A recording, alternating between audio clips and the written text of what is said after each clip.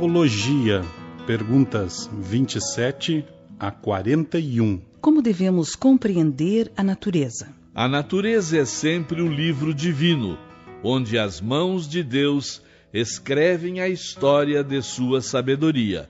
Livro da vida que constitui a escola de progresso espiritual do homem, envolvendo constantemente com o esforço e a dedicação de seus discípulos. As manifestações de vida nos vários reinos da natureza, abrangendo o homem, significam a expressão do Verbo divino em escala gradativa nos processos de aperfeiçoamento da Terra? Sim, em todos os reinos da natureza palpita a vibração de Deus como o Verbo divino da criação infinita. E no quadro sem fim do trabalho da experiência, todos os princípios, como todos os indivíduos, catalogam os seus valores e aquisições sagradas para a vida imortal. Os espíritos cooperam no desenvolvimento do embrião do corpo em que se vão reencarnar?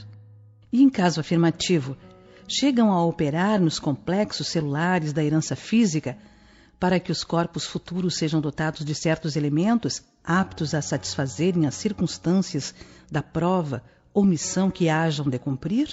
No caso dos espíritos evolvidos, senhores de realizações próprias, inalienáveis, essa cooperação quase sempre se verifica junto ao esforço dos prepostos de Jesus, que operam nesse sentido com vistas ao porvir de suas lutas no ambiente material.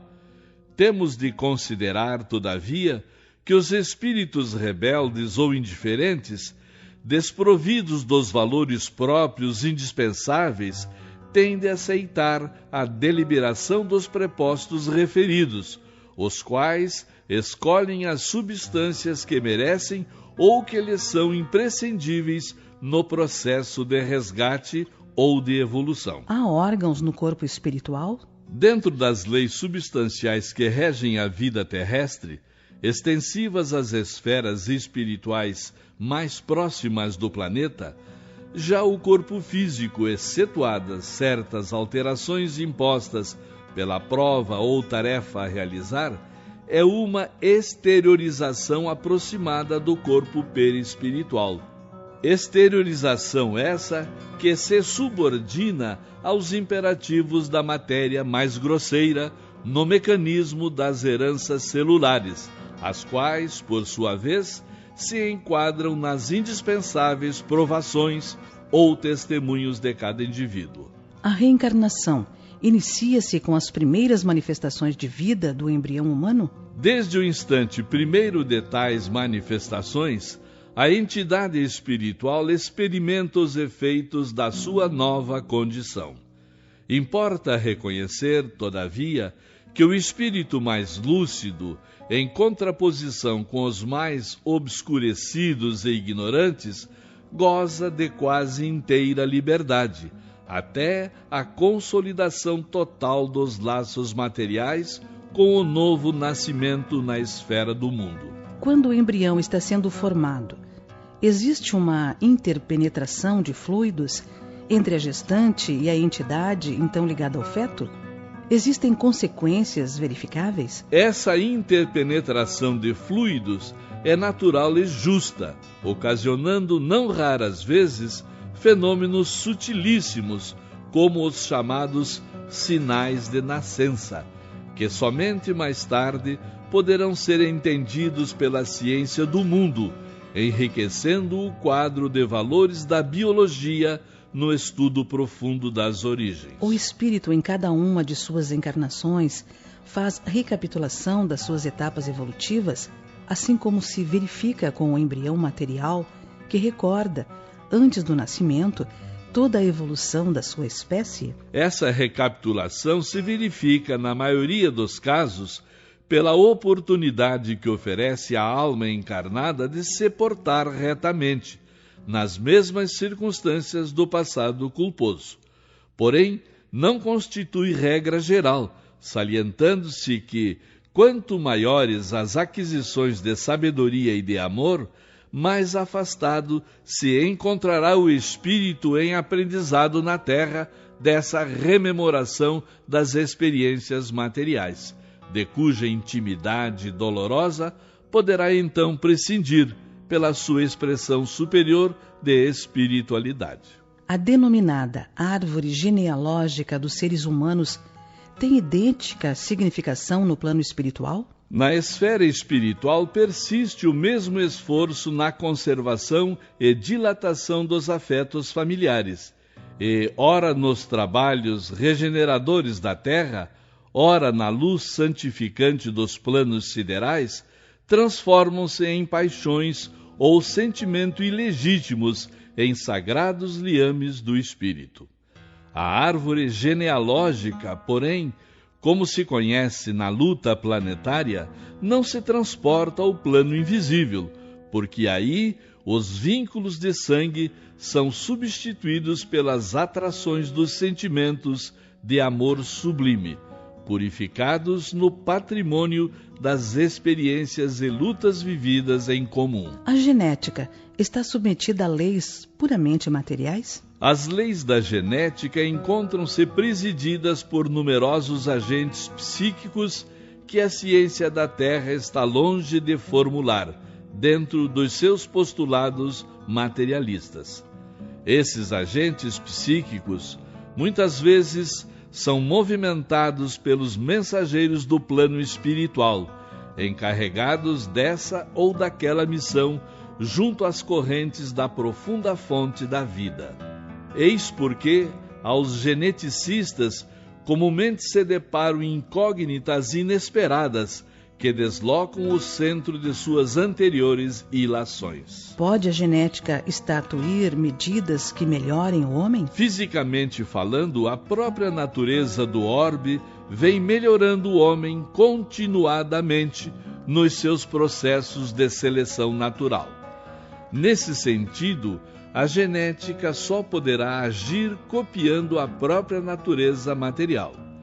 Se essa ciência, contudo, investigar os fatores espirituais, aderindo aos elevados princípios que objetivam a iluminação das almas humanas, então poderá criar um vasto serviço de melhoramento e regeneração do homem espiritual no mundo, mesmo porque, de outro modo, poderá ser uma notável mentora da eugenia, uma grande escultora das formas celulares, mas estará sempre fria para o espírito humano, podendo transformar-se em títere abominável nas mãos impiedosas dos políticos racistas. As combinações de genes, aconselhadas pela genética, podem imprimir no homem certas faculdades ou certas vocações? Alguns cientistas da atualidade proclamam essas possibilidades, esquecendo, porém,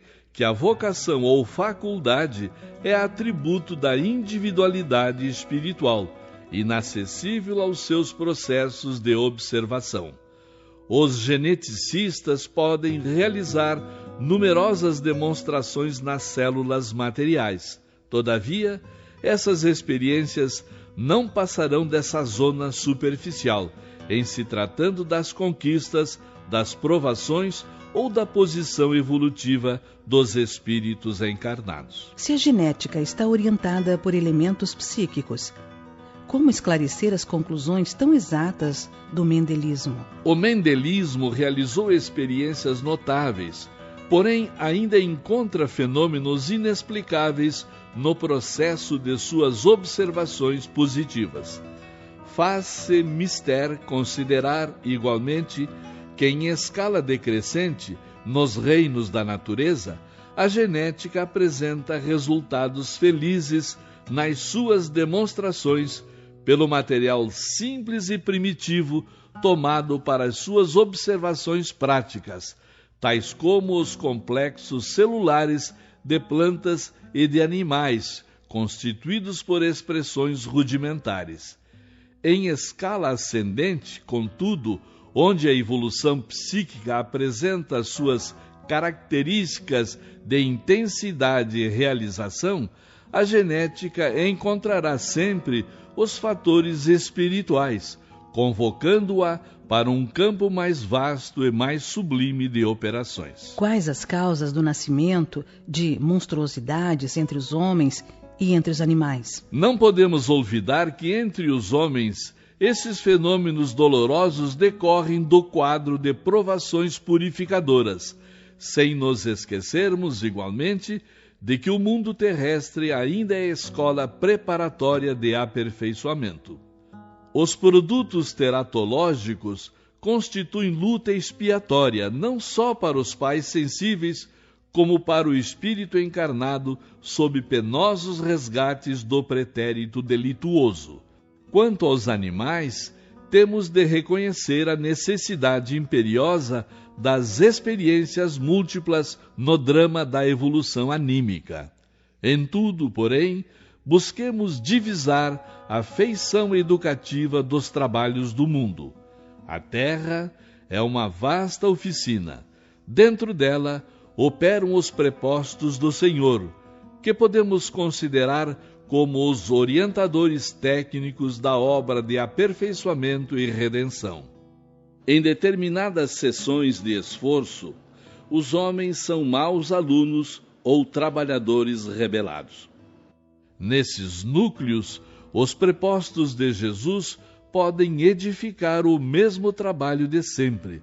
Todavia, encontram a perturbação e a resistência dos próprios beneficiados, a razão pela qual a fonte de energias puras não pode ser responsabilizada pelos fenômenos que a deturpam, operados pela indiferença, pela intenção criminosa ou pela perversidade das próprias criaturas humanas, objeto constante do carinho desvelado do Senhor em todos os caminhos dos seus destinos. A fecundidade e a esterilidade são provas? No quadro de interpretações da Terra, esses conceitos podem indicar situações de prova para as almas que se encontram em experiências edificadoras.